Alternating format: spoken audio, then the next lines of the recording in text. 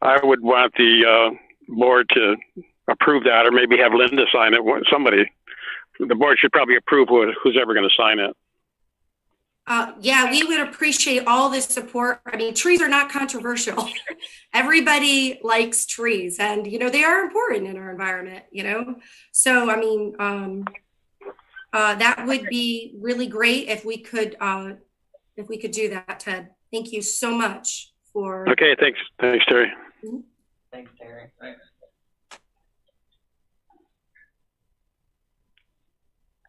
Okay, is there anyone else who would like to speak at the hearing of visitors?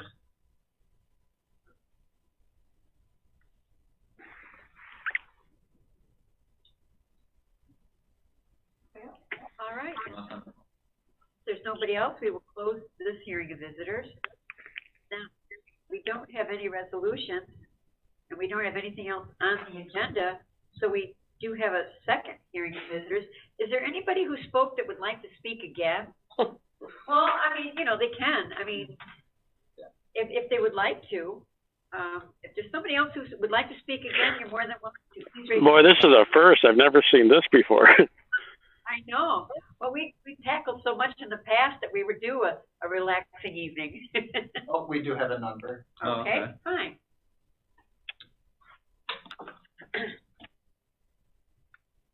Bill, back on? Yep.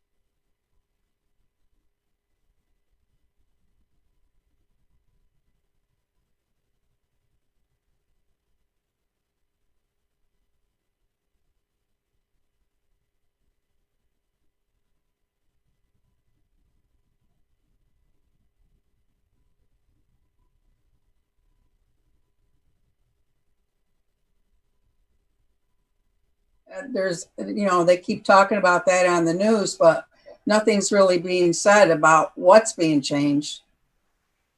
It's quite lengthy, Carol, but it's on the website. It's on the police site. The whole report is. It's very lengthy, so we wouldn't want to read it during a meeting. Okay. But I direct you to the police, the Endicott police site. That would be on there. Do you have any specific questions you would like to ask? No, I just wonder what they're changing, that's different than the way that they've been doing things. That's all. Carol, I think it's more of an enhancement. Carol, Chief Gary just posted a link in the chat to the police reform. Thank you. Oh, okay. And luckily, our police chief is very, very proactive. So he did 90% of the stuff he was supposed to before the governor even asked. So to your question, not much is changing, Carol. I can see where your thought process is, and you're right. Not much is changing. They're just being more aware, and they're just discussing more. Yeah, I just wonder how it's going to change as far as protecting Endicott, the people in Endicott. What exactly is being changed? No, nothing will be. No, nothing will really affect the safety of Endicott at all. We are not getting rid of any of our policemen. They're not being told they can't go out on patrol. I've heard some of the horror stories from other states, but we don't have those problems.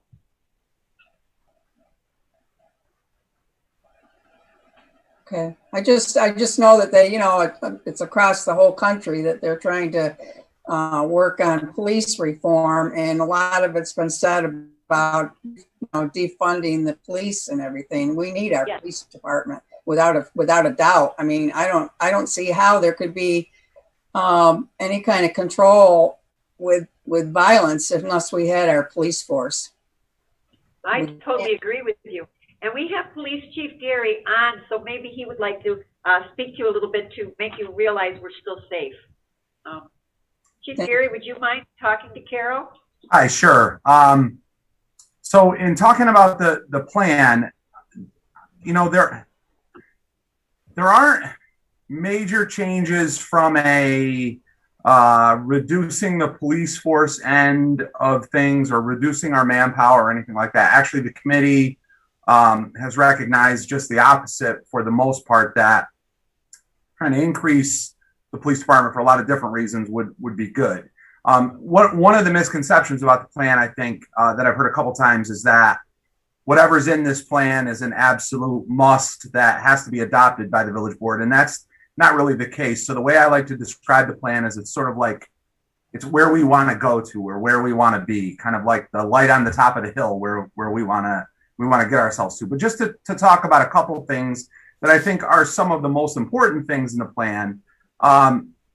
Obviously nationally there is, I guess for lack of a better term, an awakening in police departments as to maybe, and certainly some police departments, I'm not going to deny some police departments across the country really did need reform, and probably thought about some things or approached things poorly. I'm very happy to say that's not the case here in Endicott, but I will say that the meetings that we had and the committee that we had, which was a very diverse committee, it was enlightening in really trying to understand the point of view of other people, and especially people of color. And so I think a lot of the recommendations that the plan has are things to make sure we're more transparent, things to make sure that we are going through the proper training and in trying to recognize things, so that, really with the idea that we as the police department had to kind of maybe, for lack of a better term, make a little bit extra effort in reaching out to people in communities of color to make sure that they understand that we are there for them as much as anyone, and we are not, we aren't warriors, we are members of our community. And so that's really, probably the biggest overall part of it. There are some other parts and it is quite lengthy, but there are, you know, kind of 6 areas that we looked at that are in the plan. One of the things that will be happening from it is the committee itself. We're going to try to keep in some fashion or form, just as a community source of information. You know, again, so one of the things that I learned from it is I know that I hear from the, let's say, 10% of the people who love us or 20% of the people who love us and come to meetings like this or call me up on the phone. And then I hear from the 10% of the people who aren't happy with us, but I never really know what's going on in the middle there. And you know, we as a police department, we do have to reflect our community. And you know, I mean, it's the community's police department, so we have to police according to what the community wants. And so that's really a lot of it, is just trying to really be open, foster open lines of communication, transparency, procedural justice, where we are making sure that we're giving, you know, even when we're going to in a situation that even might be confrontational, that we're giving voice to the people who need to be heard, want to be heard, things like that. Mental health responses was a big part of it, and us trying to work with the county, maybe figure out a way. It's very difficult in this county police have to respond to all mental health calls. I mean, there's no way around that right now. And you know, I give an example a lot of times of, we were at a mental health call and we called mental health people, and they arrived on scene and the person yelled at them and they immediately left it back on the police. And no real fault on them, but they couldn't do anything about it. So, but it's the idea of maybe us having another resource. Like I didn't come on the job as a police officer to deal with mental health calls and EMS calls and things like that. It's part of the job. You have to do it. And we're all willing and do it because there's no one else there. But I want to help people and catch bad guys. That's sort of like, you know, what you come on the job to be a police officer for. And so the mental health end of it, you know, we're trying to get more training on that. So that was some of it, is the panel recognizing the areas that maybe we need to increase training, or to try to present to the board, hey, here are areas that, you know, that the police department, that we've examined, that the police department can use training. So that's kind of, you know, in a real long nutshell, that's kind of what it's dealing with. Thank you, Pat. Thanks, Pat. You're welcome. Hey, can I speak for a second? Sure, go ahead. Yeah, Carol. I spent quite a bit of time with the police chief this week going through that report. My concern was the paintbrush that the media has been trying to explain, that all police departments are bad and need reform, or need to be wiped out and run by community organizers. That was my number one concern from this mandate from the governor. And the chief explained to me who was on the panel that explained their concerns. Many were church ministers, other African-American representatives. And if you read the responses on the report, they're all very positive in the way the police chief is running his department. Of course, there's going to be some mistakes here and there, but he's going to take care of those when they arise and come forth. But as I said, my one concern was that in the media, a lot of cities want to run their department without police, have community police departments, and I think that's probably one of the worst ideas we could ever do in this village or in this country. So Amen. I support the efforts of the police chief and all the time he spent having to go through this mandate that the governor put on him. So that's it. I agree. That is a concern, that a lot of communities want to do away with the police department. I don't see how we could keep control in the country. Everything would be very chaotic. without the help of the police departments. There's no way that it'd be just total chaos, just like what's happened out west, you know, in Portland. I mean, are you kidding me? They just that rock on and they didn't do anything about it. It's ridiculous. Yeah. That can't happen. Yeah, because I watch a certain channel of news, which is a lot different than some of our compadres might do. And I mentioned to the chief that if how they could show restraint when they're tearing down these monuments and having bricks thrown at them, bottles, etc., and not respond and go use a lot more force than I would have liked to see. So to try to garner that idea down to this level of village, I just wanted to make sure that was not going to happen. Agreed. Okay, is there anybody else?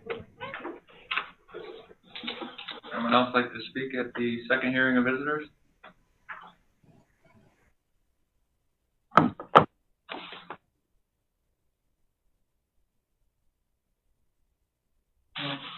All right, then we will close the second hearing of visitors. Time for comments. Trustee Konechny, do you have anything you'd like to say? Nope, I'm good. How about you, Trustee Burlingame? I am good, thank you. All right. Trustee Dorner? I'm all talked out. Trustee Warner, would you like to say? I got to break the pattern here. I had three things. One is I'd like to thank all of ourselves again for doing I think we did a very professional, very calm meeting tonight. The second thing is, I wanted to ask Bob, as far as this attorney-client privilege meeting regarding Burn Dairy, how do we go about that? When can we do that? Well, we could do that at the next meeting. In the section of the meeting that's scheduled for executive session, that can be, if you want to do it like that, we could do that. If you wanted to set up a work session, we could do that as well. It's really whenever the board wants to schedule it. I don't know. I think that if we need to discuss it, it should be early, because later we're kind of, Yeah, I agree. And you know, a little brain fog. So the earlier, maybe we could do a special work session. We have a special meeting next Monday to pass the reform bill. Is that something you would be open to do then, or is that too soon for us to talk about it? It's 2 weeks, the special meeting. 2 weeks from today. 29. Isn't it 1 week today? It's the 15th. Oh, then you're right. See, I've got extra time already. yeah, I would be okay with that. I don't necessarily think it needs to be an attorney-client privilege. I think don't we can either. talk about it in the open. I have no problem. In a work session. First session, yeah. I'm fine with that. Nick, I'm kind of concerned of what things came out in tonight's meeting that might not, maybe should not have come out of why we passed that law. I don't know. Is this something, what do you think, Bob? Is this something we should have in a attorney-client meeting just for at least get our thoughts together anyway? Well, we could do both. We could have part of it in an attorney-client session and then come out and then meet in public and have a discussion in public. You know, Ted, you bring something up that was on my mind as well, which I intend to talk about after the meeting, but it might be worth having at least a quick attorney-client piece of it, and then the rest of the discussion Yeah, I don't think it should be much longer than 10 minutes or whatever. Just a short, because there's a couple things I wanted to mention, but yeah, if we could do that, I think it would be good. Okay. So what does everybody want to do? Do we want to do it in 2 weeks? We can't do it would be nice if we could do the attorney-client session before we actually have open talks about it. Exactly. So I don't know if a meeting would be appropriate in that case.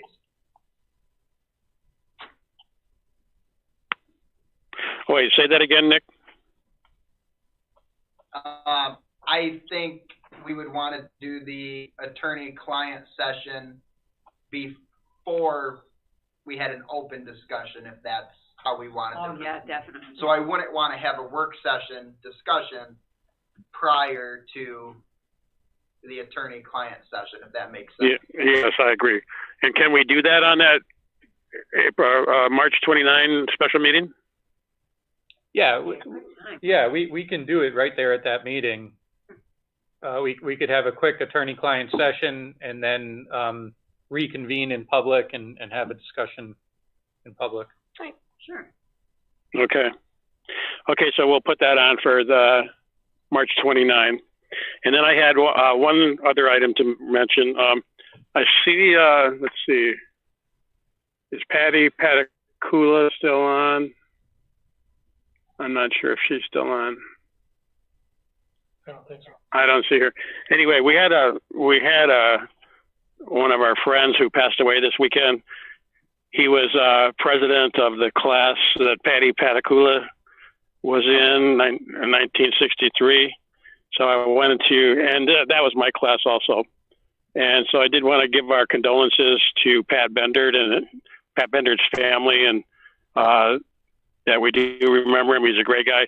One thing when you he was president of the class, and one thing when you can tell all your kids and relatives and nephews and nieces that when you're in high school and you get voted in as president of your class, it's kind of an honor. And they don't tell you that when you get voted in, you're president for life. So then you are stuck with planning all the reunions every year. That's right. Nobody knows that when you get voted in. And Paul did that, and he did a great job at it. And that was my last comment. What time do you want to have that work session? Why don't we do it at like 5:30?